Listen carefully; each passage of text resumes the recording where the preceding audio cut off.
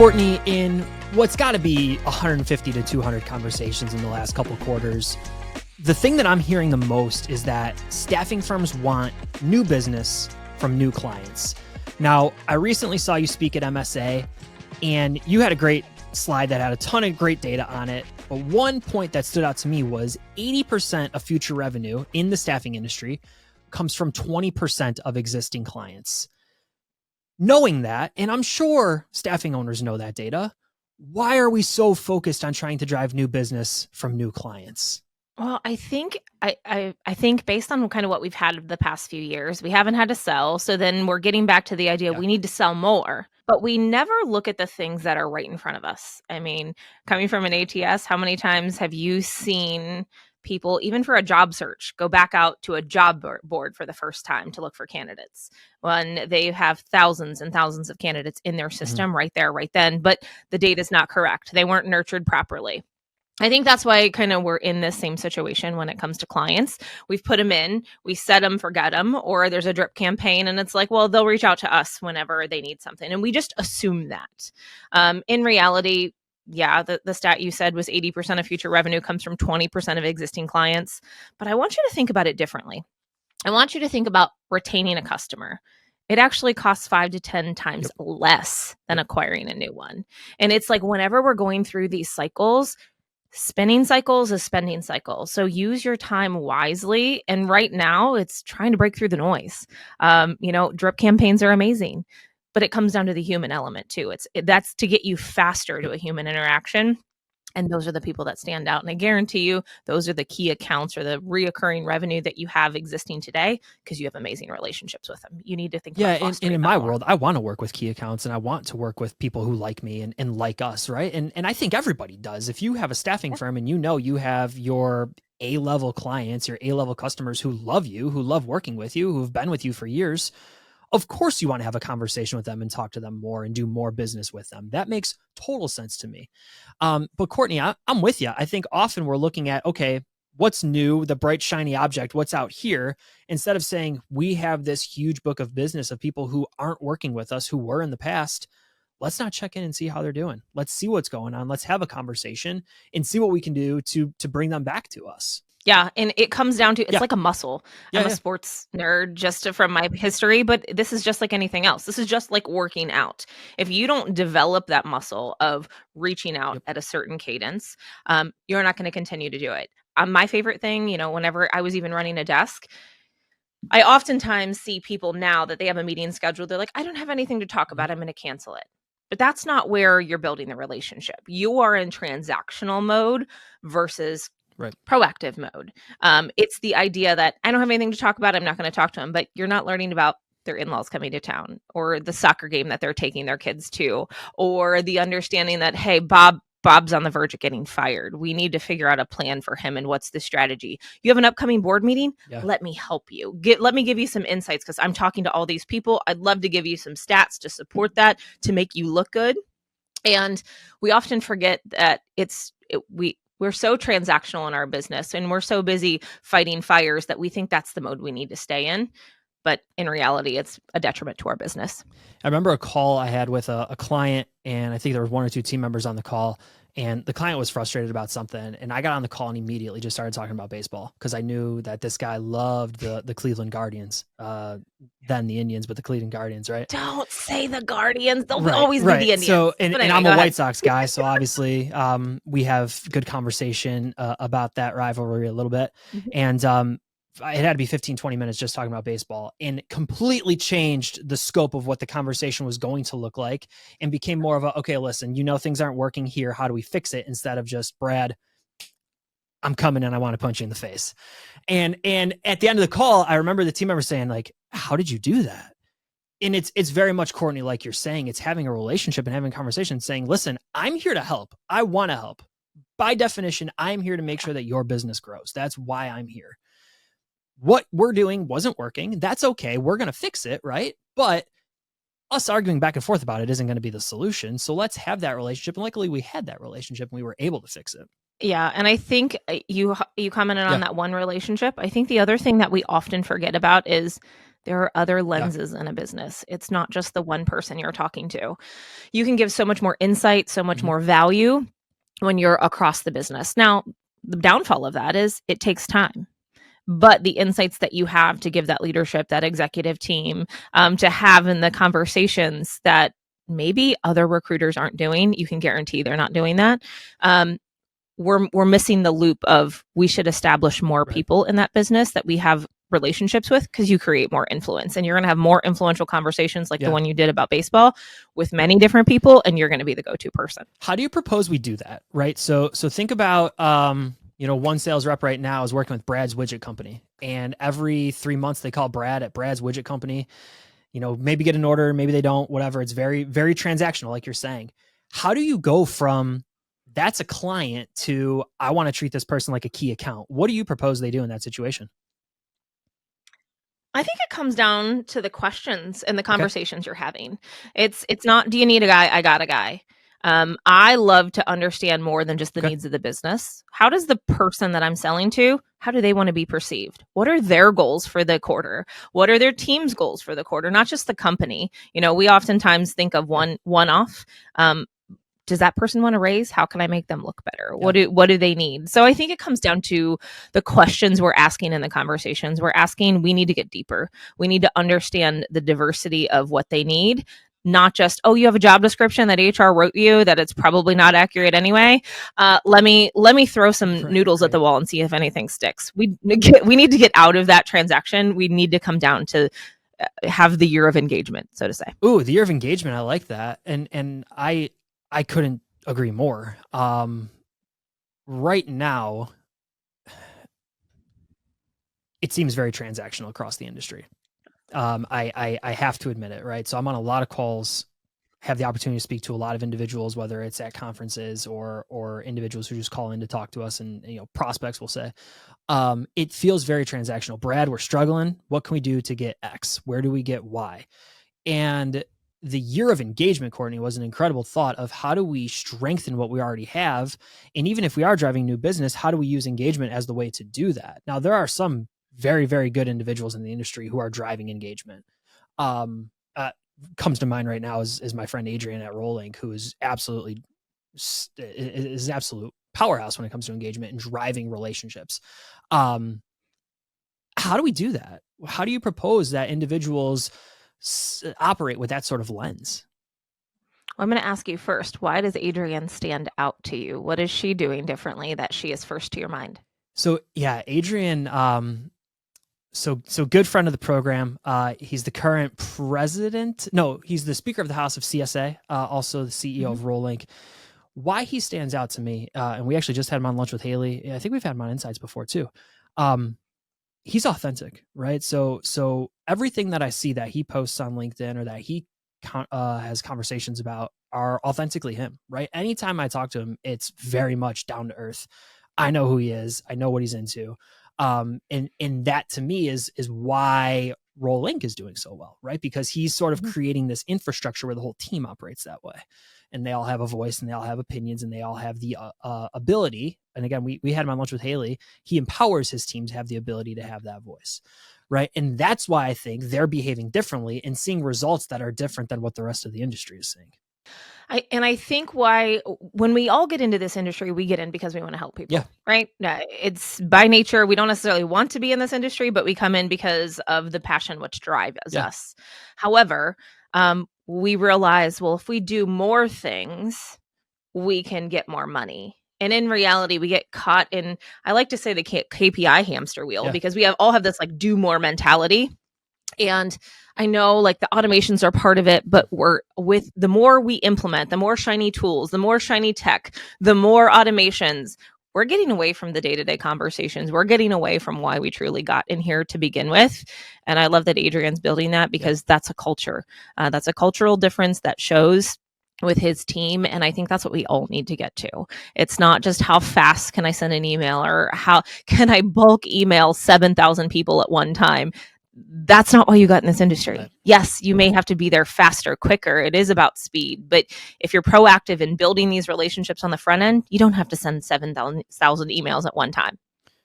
Yeah, I'm with you there. And I think what makes the industry great is because we have great people who can have great conversations. And it's hard, and we probably shouldn't automate that side of it. Now, yes, there are C&D level tasks that I hope I never have to do again, that I have automated, and I have punted so Yep. far away from my desk that I hope I never even have to think about them again.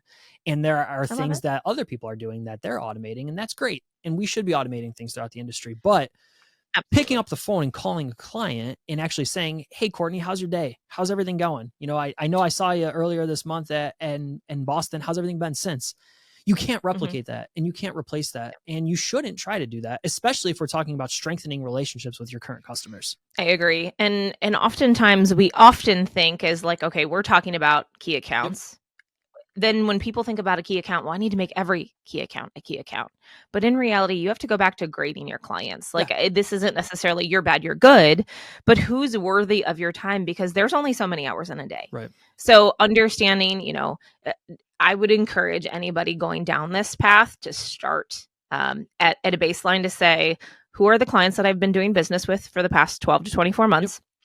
And which ones deserve my time, and then figure out that cadence. Like, okay, maybe each one of them get a different cadence of Yep. automations, but how frequently do I talk to? Whenever I was running a desk, I talked to our regional reps with Microsoft Consulting Services. It was an every 2-week meeting, and we didn't miss those meetings. Right. But I couldn't do that with every client. Right. I had to be realistic with my time. So again, I 100% agree.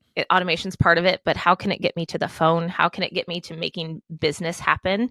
And we really have to earn the right to have those conversations. It's not just we assume that we want to do it, so it's going to happen. Yeah. We're going to wish it into existence. We have to put in the work to be able to get to that point to earn the right to be a preferred partner to our clients that we're serving. Yeah. And you started going down a path of assessing your current clients, and you talked about, where have you made a placement in the last 12 to 14 or 12 to 24 months. Within your slides again from Boston, when I last saw you speak, there were a couple other stages there too. So it's understanding if you have multiple relationships across the business. Talk about that. And you sort of started to allude to that a little while ago, but how do you evaluate, and this might be easy, if you have multiple relationships across the business and how strong those relationships are? I think it comes down to, if you look at you're serving a client, are they only going to call you when they need you? Well, yeah, maybe. But what happens if that one person's gone from that organization? That person that knew you isn't going to call. So how do we get someone at every level? How do we get someone boots level from my world? How was I talking to developers that were there? Maybe it was previous placements that I've had. Managers that were the hiring authorities, different departments, even though they might not have a need. How does this job apply to that department? Having an intro conversation there. And it doesn't necessarily have to be they have a need, but would love to have an introductory conversation. Is it the executive team? Hey, they have different pain points. They have a different lens. They see the business through an entirely different vision. So are you having those conversations with them? So I would encourage you, if you have the ability to find an org chart or build your own, to really understand all different levels, I think that helps you gain a big picture vision of who they are as a company and what makes them tick and what really their goals are. Another point on that chart is understanding if you have the trust and influence of the current client. How do you evaluate that? That's going to take time. As you're having conversations, and I think it comes down to what kind of stuff you're sending them. Whenever you think of your value, sometimes we kind of talked about this before we started the show. If there is a client that you're telling your client, well, I've been in business for 30 years. That's why you should do business with me. If that's the only thing you're relying on, it's probably a problem. So what kind of value are you providing to the clients that you're working with? It comes down to, as silly as it is, some of my top clients, I would send a barbecue recipe on Memorial Day or a top wine list at Christmas or whatever it is. But if it's the CEO that I'm working with, maybe I'm sending the latest report from the CEO website that top CEOs follow, or a report based on business analytics that I've seen.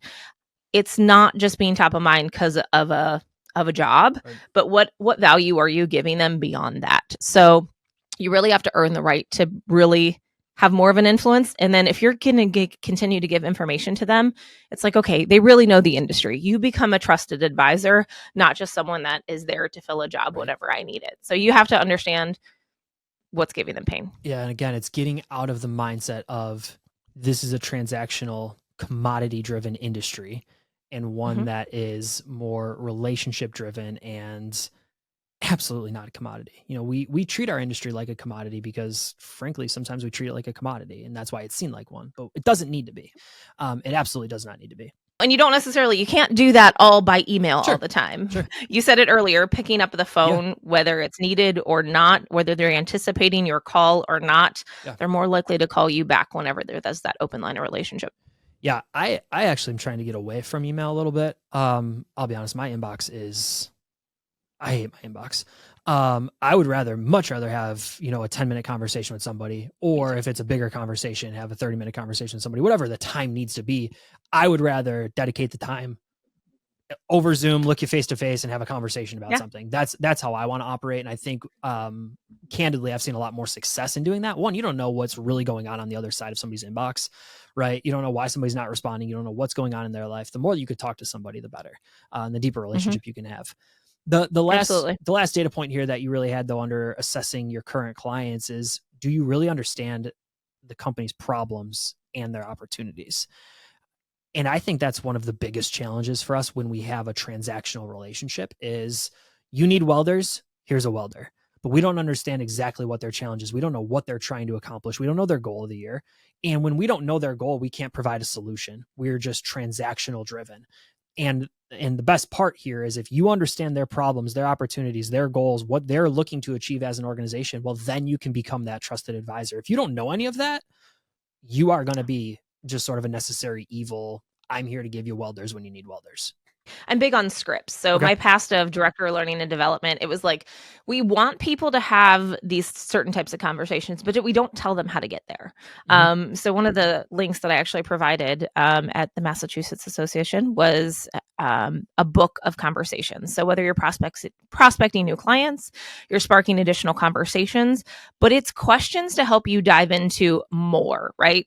It's like questions that it kind of gives you a baseline of like their biggest hurdle.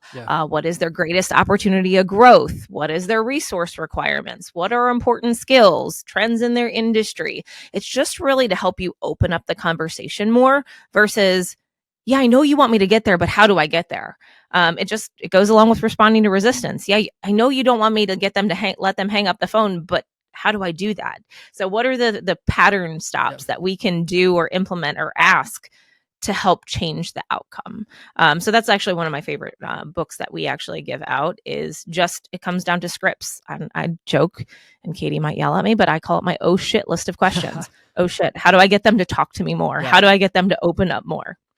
I think that's a great point. And knowing the industry and knowing how much turnover exists in this industry, it's tough to have really great salespeople because of the turnover that happens. Now, there are fantastic salespeople, and there are very new to the industry salespeople who crush it too. But when you think about the turnover that happens in staffing and recruiting, not having scripts and not being able to coach your team members to have the conversations that some of your senior level sales reps are having is a huge disservice. Kortney, how can somebody get a copy of that should they want to download it? I can actually give it to you to put it in the show notes. Perfect. I will do that, and we will link to it directly, because I would love for everyone to be able to have a copy of that. I'd actually like to see it myself as well.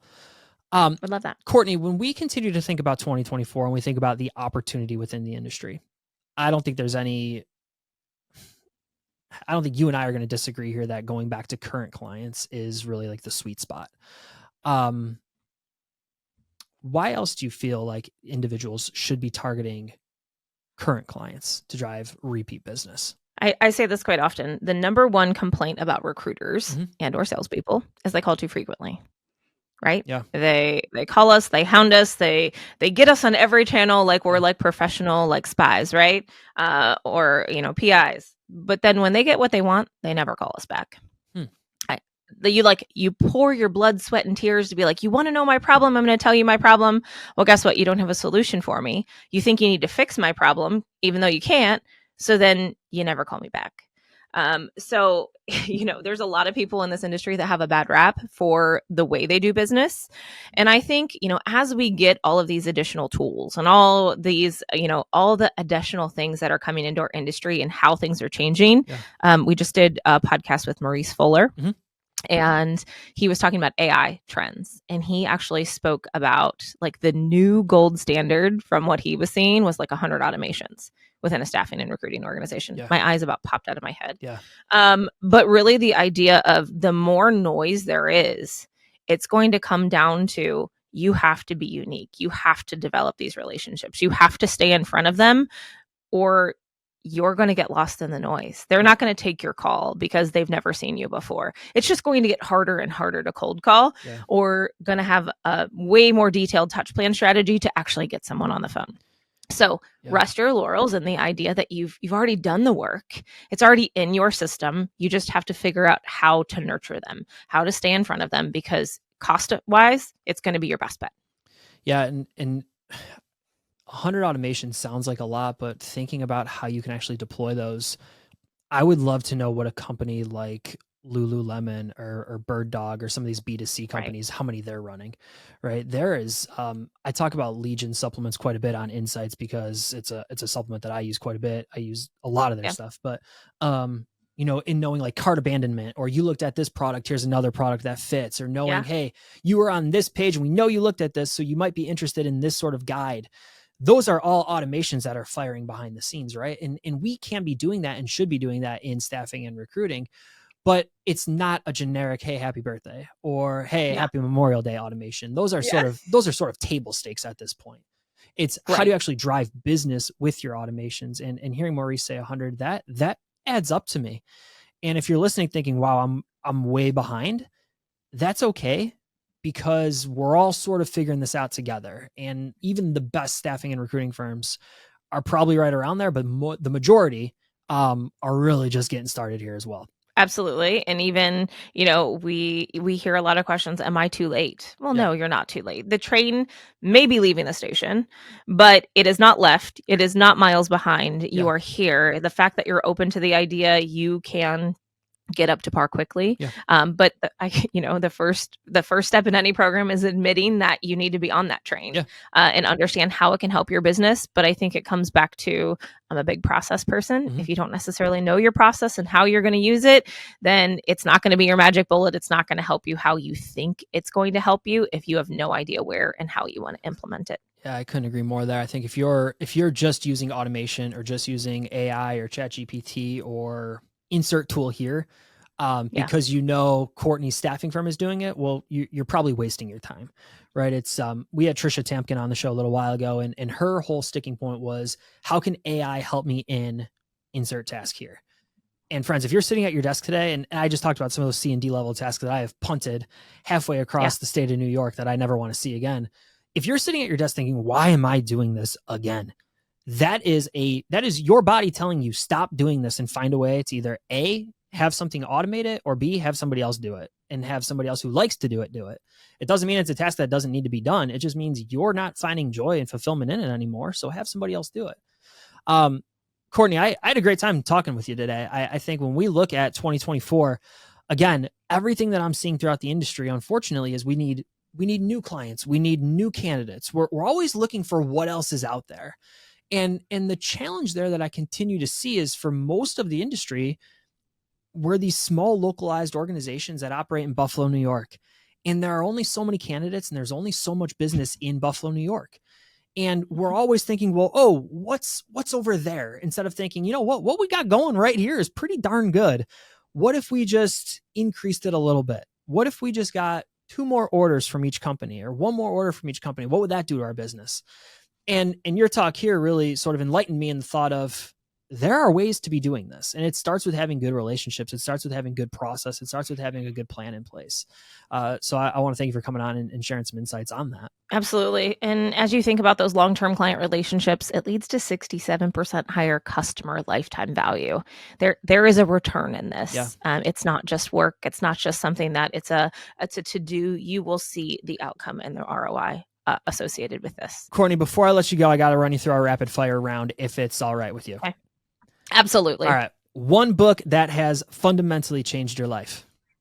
Well, just like you, I have little kids, so my time in reading is limited. However, I will go back to Atomic Habits. I'm a big fan, and my favorite quote is, "You do not rise to the level of your goals, you fall to the level of your systems," by James Clear. One of my favorite quotes. So, Atomic Habits. Love it. You might be the second person who has mentioned Atomic Habits. That is becoming a friend of the show for sure. I love it. Second question, you got 30 minutes to sit down with anybody, living or dead. Who's it going to be? I'm a sucker. It goes back to family for me. I was very close with my grandmother, so I would go to her just because it's been too long. Yeah, that'd be a great conversation, right? Yeah, absolutely. And then one piece of advice to somebody just starting in the staffing and recruiting industry. What are you going to tell them? This is my advice to anybody starting anything. Have as many conversations as you can. Take one golden nugget every time you talk to somebody. Don't think everybody's process is the way to do it. Find one thing, figure out what you like, and then make it yours. I was that way with pitching. I'm that way with coaching. I'm that way with business. Have a lot of conversations. That's how you learn. That's how you grow. That's how you develop. Kortney, before I let you go, I wanted to give you the opportunity to talk about the full desk experience. I want to do it earlier in the show, and I'm not going to say I forgot. I saved it until the end specifically. So best for last. Yeah. So Kortney Harmon is also the host of the full desk experience. Kortney, go ahead and give us the overview on that show. Awesome. Thanks so much. We actually talk about people, process, technology, all the same things that you kind of talk about. We do a couple different formats. So we do workshops, live workshops where you can come ask questions, kind of like your lunch with Haley. Yep. We do short episodes for those that need quick hits in and out. We drop an episode every single Thursday. So that day is tomorrow for us. Tune in, listen. We're on all podcast platforms called the Full Desk Experience. We'd love to have any insights what you're looking for. And we're here to just help our industry grow. And like you said, just do better. She is Kortney Harmon, the Director of Industry Relations and host of the Full Desk Experience. Kortney, can't thank you enough for coming on this episode of Take the Stage and sharing all of your insights with us. Thank you so much for having me. Greatly appreciate it.